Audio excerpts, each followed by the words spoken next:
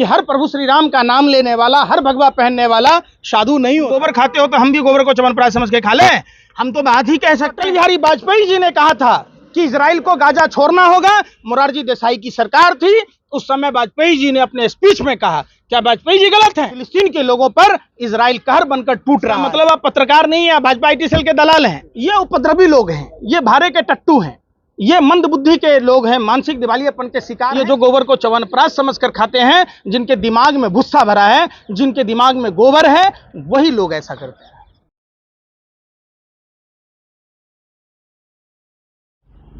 देखिए, सबसे बड़ी बात क्या है, हमने रामायण देखी है और रामायण ने साफ साफ संदेश दिया है कि हर भगवा वस्त्र पहनने वाला धार्मिक नहीं होता।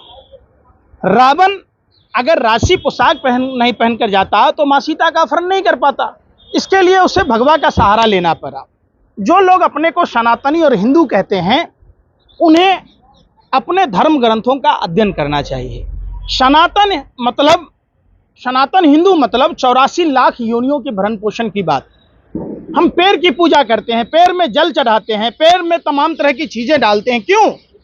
कि पेड़ जिंदा रहेगा। जो पीपल का पेड़ ऑक्सीजन देता है 24 घंटा, जो उनके नीचे, जड़ के नीचे जो जीव हैं उनका भरण पोषण होगा। हम मछलियों को दाना डालते हैं, मतलब जल के जो जीव को भोजन डालते हैं। हम गाय को खिलाते हैं, हम चींटियों को खिलाते हैं, हम चूहों को पूछते हैं, हम कुत्तों को पूछते हैं, यहाँ तक कि हम नागपंचमी में सांपों को भी दूध पिलाते हैं। क्यों? कि सांप जो वायुमंडल में जहरीली गैस है उसको ऑब्जर्व कर लेती है। सोचिए, हमारा सनातन धर्म का क्या माने ये है।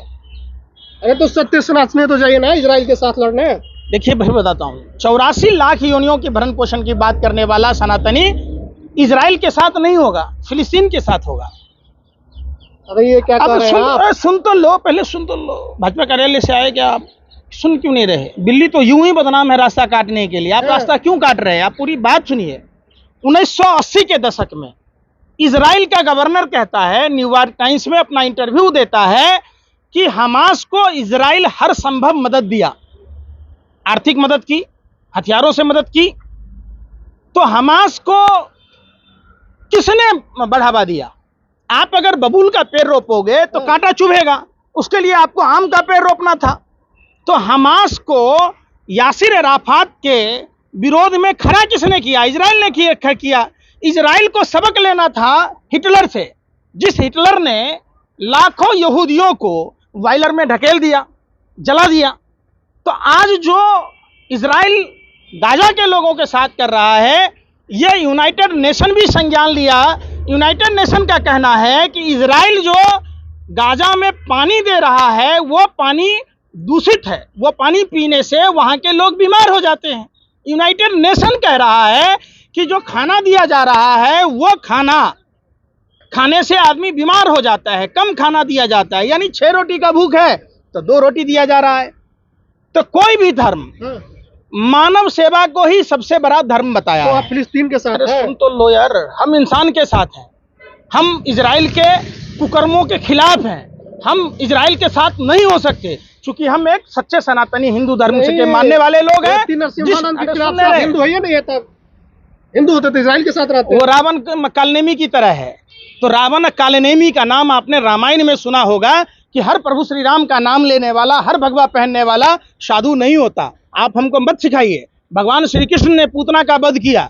हर महिला का सम्मान नहीं किया जा सकता, क्योंकि वो स्तन पर विषपान करा रही थी बच्चों को। ये हमारे धर्म के बारे में हमें जानकारी है और हमेशा मैं अपने साथ गीता रखता हूँ। इसलिए मैं बता रहा हूँ, इसलिए इस बात को आप आराम से पढ़ना। गीता में साफ लिखा हुआ है, रामायण में। हमास को मदद किसने किया? 1980 में जो गवर्नर बोला, जो न्यूयॉर्क टाइम्स में प्रकाशित हुआ है, हिम्मत। आपको जानकारी भी नहीं होगा। गवर्नर का नाम बता दो। अरे गवर्नर का नाम बताओ ना। कहाँ पत्रकारिता करते हो भैया, जब जानकारी ही नहीं है तुम्हें?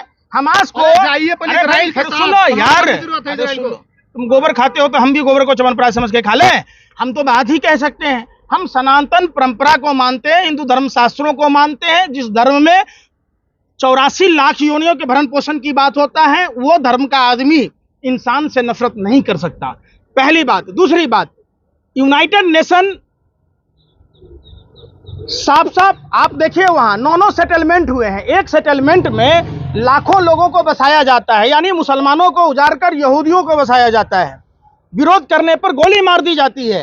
और आप एक बात बताओ, 9 सेटलमेंट हो चुके हैं, गाजा इजराइल के कब्जे में है। और अटल बिहारी वाजपेयी जी ने कहा था कि इजराइल को गाजा छोड़ना होगा। मोरारजी देसाई की सरकार थी उस समय, वाजपेयी जी ने अपने स्पीच में कहा।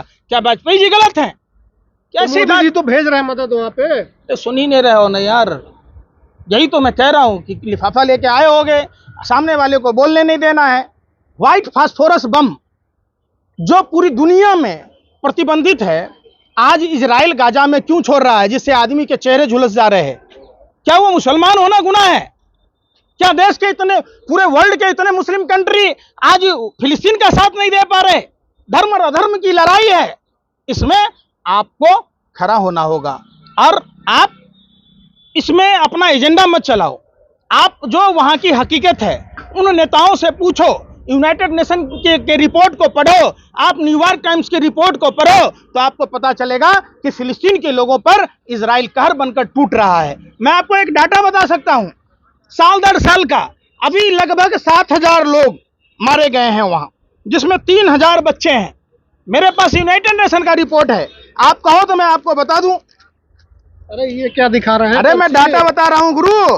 2008 में 853 इजराइल के लोग मारे गए, वहीं फिलिस्तीन के 3200 लोग मारे गए। 2009 में 123 इजराइल के लोग मारे गए, वहीं फिलिस्तीन के 7460 लोग मारे गए। 2014 में 2796 लोग इजराइल के मारे गए, वहीं 19,860 लोग फिलिस्तीन के मारे गए। 2015 में 339 लोग इजराइल के मारे गए, वहीं 14,813 लोग मारे गए। 2018 में 130 लोग इजराइल के मारे गए, वहीं फिलिस्तीन के 31,558 लोग मारे गए। जहां 2019 में 133 लोग मारे गए, वहीं 15,668 लोग मारे गए। और अब का रिपोर्ट है कि 7,000 लोग मारे गए, जिसमें 3,000 बच्चे, मासूम बच्चे। क्या कर रही है संयुक्त राष्ट्र? क्या कर रहा है पूरे वर्ल्ड के लोग? क्या इनकी मानवीय संवेदनाएं मर गई हैं? क्या इजराइल को व्हाइट फास्फोरस बम छोड़ने से रोका नहीं जा सकता? शुरुआत तो फिलिस्तीन ने किया, आतंकियों ने किया। हमास की स्थापना किसने की? हमास को मदद किसने की? अरे भाई ठीक है तो अस्तीन के साथ भाई निकल गया ना, जो पासा पड़ा उसी को डस रहा है। इसका मतलब आप पत्रकार नहीं है, भाजपा आईटी सेल के दलाल हैं। आपको हम पूछ रहे हैं कि 1980 के दशक में न्यूयॉर्क टाइम्स में रिपोर्ट छपी थी, इजराइल ने यासिर अराफात की सरकार को तबाह करने के लिए, फिलिस्तीन को तबाह करने के लिए सब कुछ वो संभव, हर संभव मदद किया था। आखिर क्यों किया था? तो ये कौन लोग हैं जो समर्थन कर रहे हैं इजराइल का? ये सब मानसिक दिवालियापन के शिकार लोग हैं। हिंदू नहीं है, सनातनी नहीं है वो लोग। बिल्कुल सनातनी नहीं है। अगर सनातनी होते, जिस धर्म में सांप को दूध पिलाया जाता है, जिस धर्म में कुत्तों को खिलाया जाता है, जिस धर्म में मछलियों को खिलाया जाता है, जिस धर्म में पक्षियों को खिलाया जाता है, जिस धर्म में पैर में जल चढ़ाया जाता है, उस धर्म में इंसान से कुकृत्य और मानवीय संवेदना को तार तार करना ये धर्म नहीं है, ये अधर्म है। और रामायण और महाभारत हमें इसी बात की सीख देता है। आप अगर हिंदू हैं तो रामायण और गीता पढ़िए, आप अगर मुसलमान हैं कुरान पढ़िए, आप अगर ईसाई हैं बाइबल पढ़िए, आप अगर जैन हैं तो नास्तिक शास्त्र पढ़िए।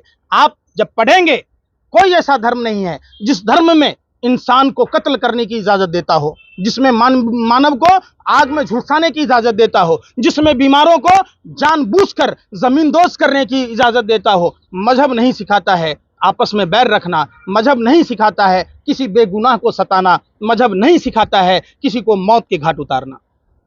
गैर मजहबी लोग हैं जो कर रहे हैं सब कुछ। ये उपद्रवी लोग हैं, ये भारे के टट्टू हैं, ये मंद बुद्धि के लोग हैं, मानसिक दिवालियापन के शिकार हैं। ये जो गोबर को च्यवनप्राश समझकर खाते हैं, जिनके दिमाग में भुस्सा भरा है, जिनके दिमाग में गोबर है, वही लोग ऐसा करते हैं। गोबर खाने वाले कर रहे हैं समर्थन।